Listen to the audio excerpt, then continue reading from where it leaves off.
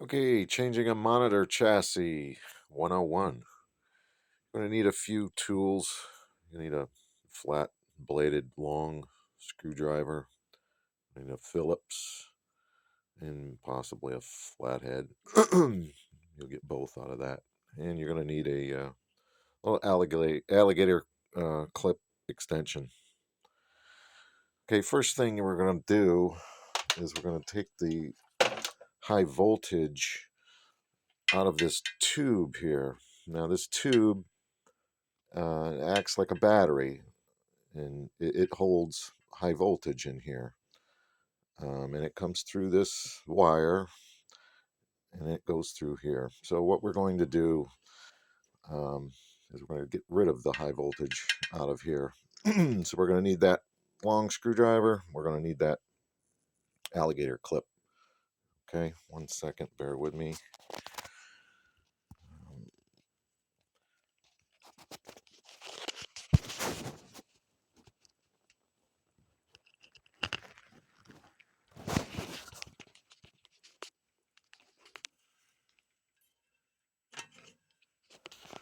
Okay, we've got the screwdriver with the alligator clip connected to it. See that? And then we got the other end of that alligator clip connected to the frame of the monitor. Okay. Now with one hand, you're going to take the blade of that screwdriver and you're going to slip it under that rubber cup, and you're going to touch the metal under there. There's a metal clip, and sometimes you may hear a pop, a quick snap, and a spark come out of there if it's had been plugged in recently. If it hasn't been plugged in recently, you more than likely will not have any charge in the tube at all, but we're just going to do that to make sure. Okay, we're all done with that. You can disconnect that. You won't need that again.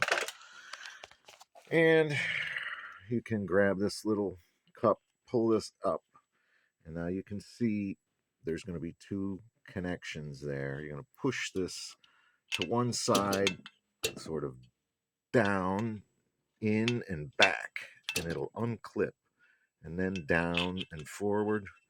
You can see how that is clipped. Okay, and that goes back on the same way.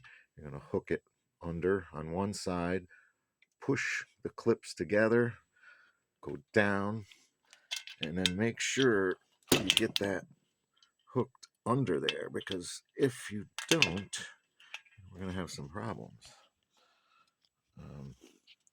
And it can be a little tricky.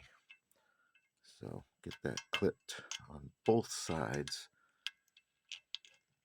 There you go. There, now you can see it's clipped. Make sure it's clipped on both sides. The suction cup is only there to keep the dust out, so it needs to be on there, secure. But for now, we're taking this off. So, like I said, take that off. Next thing, we're going to remove the neck board. Just grab this and gently rocking it back and forth, pull back gently, and it'll pop right off. You're going to have a ground here that pulls right off. Okay, remove that.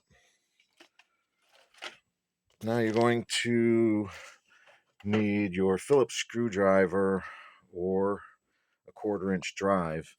Now you're going to have a mounting screw. Let's see, right here. There's not one here, but there should be one right here. And also on the opposite side. Let me show you. Right there should be one. So it could be a Phillips, it could be a 1/4-inch drive, whatever you got. Let's not take that out quite yet. Actually, we're going to remove a few more wires. Set this out of the way.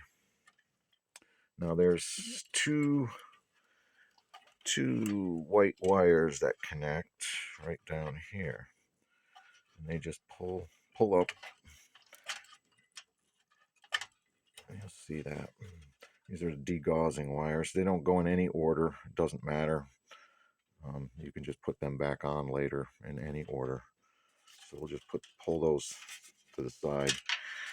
Now you should have your color connections right here. There'll be a connector here. I don't have one on this, but there'll be one here that you'll just pull directly up to get those out. You can rock them side to side. Do not pull on the wires. Pull on the plug itself. Pull directly up and out. And that connects right there. I'll show you later on the actual machine. Now, the only next one here is your yoke wires.